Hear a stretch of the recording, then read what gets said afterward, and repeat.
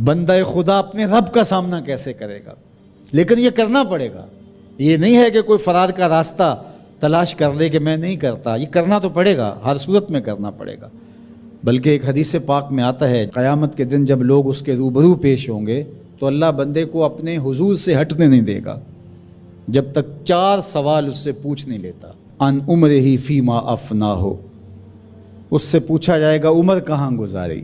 دوسرا سوال جو اس سے کیا جائے گا ان جسد ہی فیما ابلا ہو، بتا اپنے جسم کو کن کاموں میں لگایا. تجھے پھریرا بدن دیا تھا، اٹھتی جوانی تھی، عنفوان شباب تھا، چمکتی آنکھیں تھیں، روشن چہرہ تھا. تجھے سنتے کان بولتی زبان بخشی، چوڑی چھاتی عطا کی، نرگسی آنکھیں تھیں، کشادہ پیشانی تھی، قدِ رانا بخشا گیا. جب تو چلتا تھا تو تیری رفتار سے غزال خطابی شرمندہ ہوتے تھے. تیرے لہجے کا بانک پن، تیری زندگی کا جمال، تیری چڑھتی جوانی، تجھے دی گئی طاقتیں، صلاحیتیں، بتا تو نے اپنے جسم کو کس راہ میں لگایا. اللہ کے حکموں کی تعمیل میں تیرا جسم کمان کی طرح رکوع کی صورت میں جھکا. کیا تو اس کی حضور سجدے میں گیا تو چل کے مسجد کی راہوں کا مسافر بنا یا نہیں بنا. جسم کے بارے میں پوچھا جائے گا فیما ابلا ہو وعن علم ہی ماذا عامل فی، اور پوچھا جائے گا تجھے جو علم دیا گیا تھا بتا عمل کہاں تک کیا.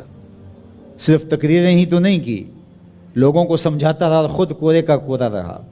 لوگوں کو عمل کی دعوت دیتا رہا اور اپنا من گندا اور میلا ہی رہا. لوگوں کو تلقین کرتا رہا لیکن خود اس پر عمل پیرا ہوا یا نہ ہوا. چوتھا سوال جو بندے سے کیا جائے گا وَعَن مَالِهِ مِنْ أَيْنَ اكْتَسَبَهُ وَفِيمَا أَنْفَقَهُ، بتا مال کمایا کیسے اور یہ بھی بتا مال خرچ کہاں کیا.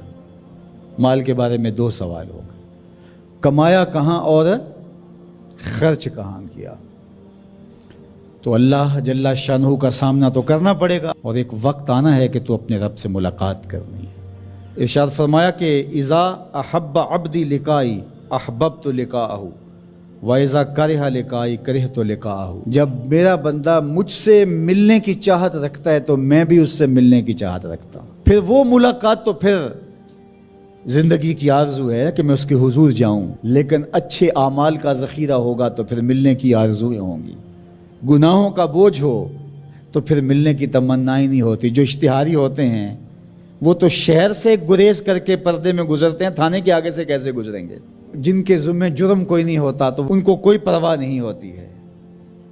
اللہ کی پکڑ سے کوئی بچ تو نہیں پائے گا، لیکن جنہوں نے اللہ کی رضا کے لیے زندگی بسر کی ہوگی، اللہ جل شانہ سے ملاقات کا شوق انہیں کشاں کشاں اس کی دہلیز پہ لے جائے گا.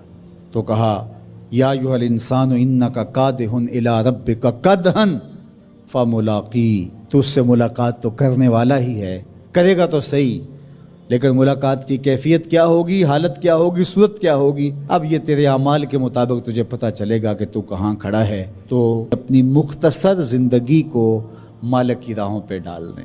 یہ زندگی ایک بار ہی ملی ہے، دوبارہ نہیں ملنی. یہ اس وقت ڈاڈا پچھتاوا ہوگا، لوگ کہیں گے یا اللہ ایک بار بھیج دے بس، اب تو آنکھوں سے سب کچھ دیکھ لیا، دوبارہ تو سر سجدے سے نہیں اٹھائیں گے. کہا تجھے بھیجا تھا، پیغمبر بھی بھیجے تھے، کتابیں بھی اتاری تھیں، روز مرتے ہوئے لوگ تیرے سامنے تھے، اٹھتے ہوئے جنازے تیرے سامنے تھے، پھیلے ہوئے قبرستان، ڈوبتا ہوا سورج.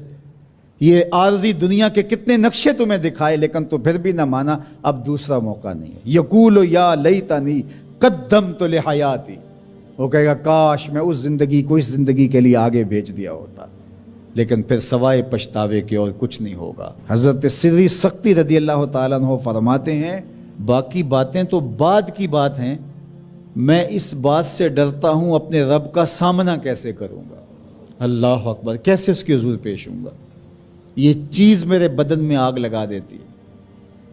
احکم الحاکمین کا دربار ہو تو کیسے اس کے روبرو میں حاضر ہوں گا. اور حضرت اقبال 2 قدم آگے بڑھ کے ایک جملہ بولنے لگے، کہتے ہیں لوگ اس بات سے ڈرتے ہیں کہ رب کا سامنا کیسے کریں گے، میں تو اس بات سے ڈرتا ہوں رسول اللہ کا سامنا کیسے کروں گا. حضور کا امتی ہو کل قیامت کے دن حضور کا سامنا کیسے کرے گا. جب میں کہوں مجھے قسم ہے اللہ کی، مجھے قسم ہے کعبے کے رب کی، مجھے قسم ہے عرش عظیم کے مالک کی، تو سکوت طاری ہو جائے گا کہ اب کیا کہنا چاہ رہا ہے۔ تو جس چیز پہ قسم کی جا رہی ہے تو اس کے ما بعد کے مضمون کو اصطلاح میں جواب قسم کہتے ہیں۔ تو جواب قسم کیا ہے؟ قسم ہے شہر کی، مکہ المکرمہ کی، جس میں محبوب آپ بستے ہو۔ قسم ہے حضرت ابراہیم خلیل کی۔ قسم ہے آپ کی ذات ستودہ صفات کی۔ 3 قسمیں کی۔ کان کھڑے ہو گئے کہ اس کے آگے کیا کہا جانے والا ہے؟ تو میرا رب ارشاد فرماتا ہے لَقَدْ خَلَقْنَا الْإِنسَانَ فِي قَبَدٍ، ہم نے انسان کو مشقتوں میں پیدا کیا، مشکلوں میں رہتا ہوا بنایا ہے، حالات کے جبر سے ٹکراتا ہوا پیدا کیا، تلخیوں کا مقابلہ کرتے ہوئے، دکھوں کا کلیجہ چیر کے آگے بڑھتا ہوا مزاج دے کر اس کو پیدا کیا ہے۔ یہ فارمی چوزا نہیں ہے کہ تیز ہوا بھی چلے تو یہ گر جائے، بلکہ کشاکش حالات سے ٹکراتا ہوا اس کو بنایا گیا ہے۔ اس کی زندگی مشکلات سے عبارت ہے، جبر سہتا ہے، اپنوں بیگانوں سے تکلیفیں گوارا کرتا ہے، ٹھوکریں کھاتا ہے، گرتا ہے، سنبھلتا ہے، آگے بڑھتا ہے۔ اس میں تحرک ہے، اس میں حالات کے جبر سے ٹکرانے کی طاقت ہے، صلاحیت ہے۔ تو راستہ مشکل دے کر کے اس کو اور توانائی ملتی ہے، طاقت ملتی ہے۔ اور قسمیں 3 کی۔ قسم اور جواب قسم کے اندر کوئی مناسبت ہے نا؟ مکہ المکرمہ کی سخت جان زندگی، بلال حبشی رضی اللہ تعالیٰ عنہ کو تپتے ہوئے پتھروں پہ لٹایا جانا، حضرت یاسر کا شہید کیا جانا، یہ حالات کی تلخیاں ہیں۔ تو مکے کی قسم کی۔ اب حضرت ابراہیم کی زندگی دیکھ لیجئے، مشکلات سے بھری پڑی ہے۔ ہاں، قسم اے محبوب تیرے والد ابراہیم علیہ السلام کی، جد امجد کی، اور قسم تیری ذات ستودہ صفات کی، تیرے وجود مسعود کی، مکے کی گلیوں سے لے کے طائف کے بازاروں تک سلگتے ہوئے ماحول کے اندر کس طرح تم نے اسلام کا پیغام پہنچایا۔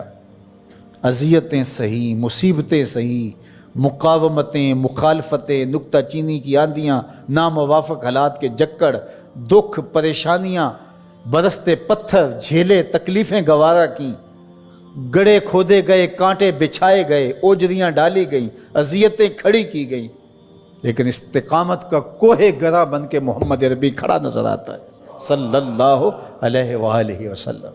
تو 3 قسمیں کر کے کہا کہ آج اگر تمہیں کوئی تکلیف آ جائے، مشقت سے گزرنا پڑے، تو کہیں گھبرا نہ جانا۔ دیکھو مکہ المکرمہ کی سرزمین دیکھ لو، حضرت ابراہیم علیہ السلام کی مشقتیں دیکھ لو، نبی اکرم صلی اللہ علیہ وآلہ وسلم کی زندگی کے شب و روز دیکھ لو۔